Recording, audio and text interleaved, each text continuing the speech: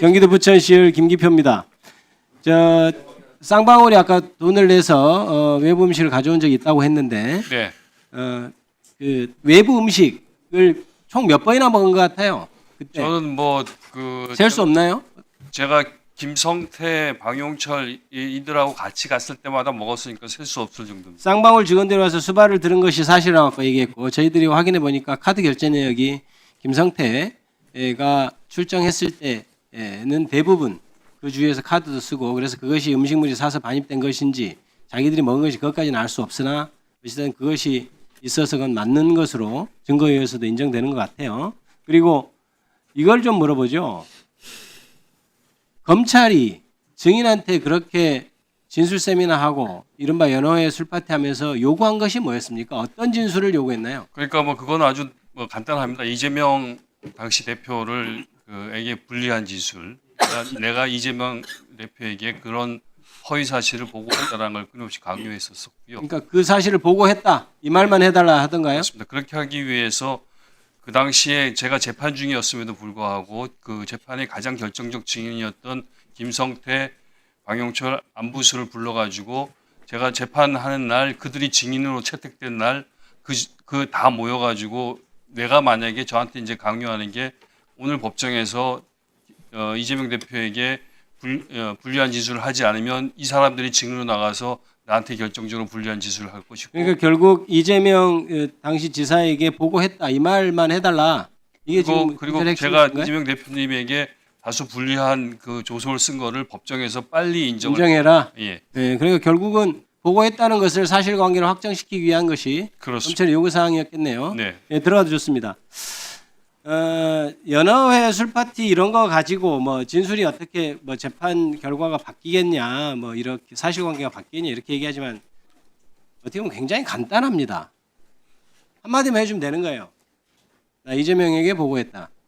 이 한마디만 검찰에서는 얻어내면 되기 때문에 실질적으로 그렇게 계속해서 이른바 진술 세미나도 하고 그렇게 되면 공박한 처지에 있는 사람으로서는 당연히 혹하겠죠. 그런 면에서 우리가 지금 계속해서 이른바 연호회 술파티에 대해서 계속 얘기를 하고 있는 것이고 그 다음에 PPT 좀 띄워주세요.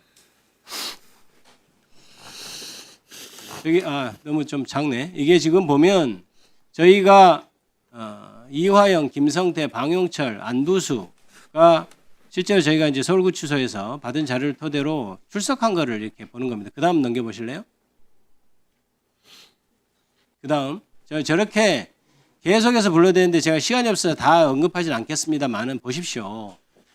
5월 17일 전후로 한번 볼까요? 저는 이후부터 봐도 충분하다고 생각하는데 5월 17일 그러니까 이른바 연호회 술파티가 있었다는 그 전부터 해서 계속해서 김성태, 방용철 이렇게 부릅니다. 저게 지금 뭐 확인선이 쓴 것은 뭐냐면 1313호에 있는 것을 전제로 한 겁니다. 다 1313호에 출정한 기록을 토대로 그때 다 모여 있었던 거예요. 수보는 뭐냐면 수화보고서 작성했다는 거예요. 와서.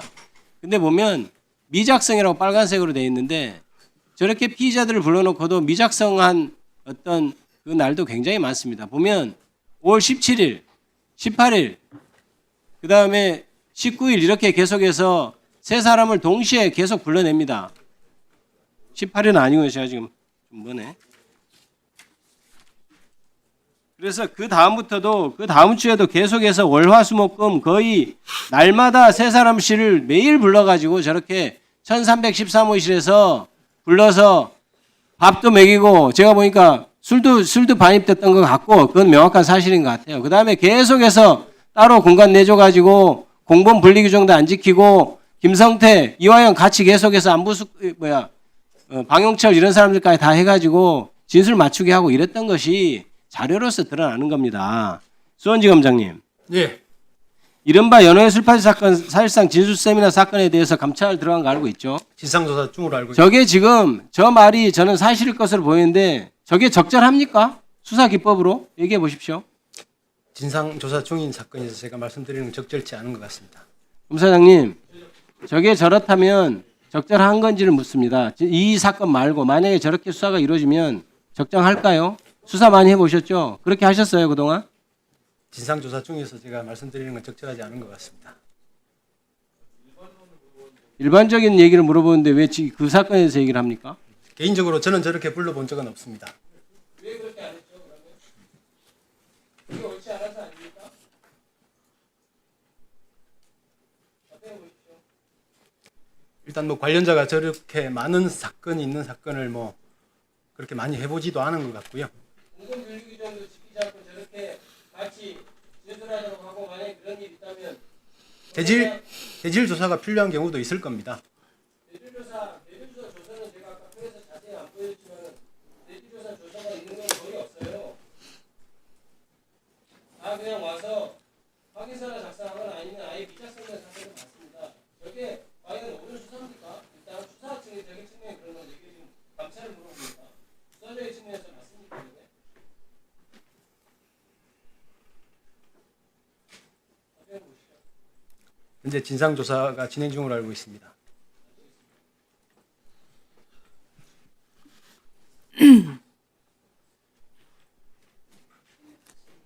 손 검사장님, 예, 이 위원장하고 근무연이 있죠? 네 그렇습니다. 네. 제가 장관 시절에 아마 20년 6월일 겁니다. 윤석열 검찰총장도 청와대 회의에 갔었습니다. 법무부 장관과 함께. 부패 방지 회의였을 겁니다.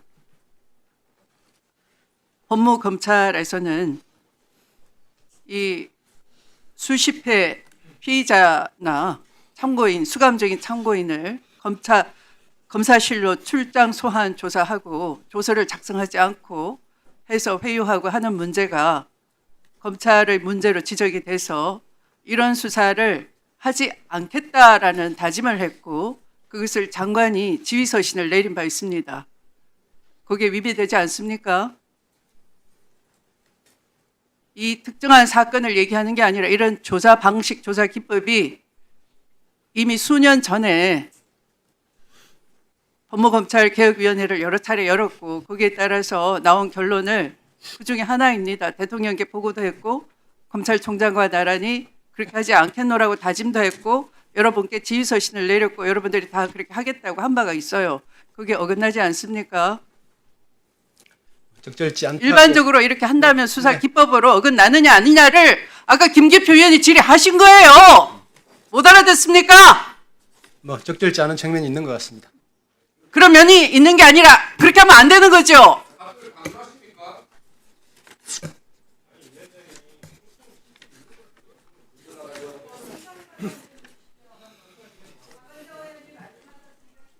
신상 발언 드리지 않겠습니다. 이해 충돌됩니다. 여러분이 우려하시는 것처럼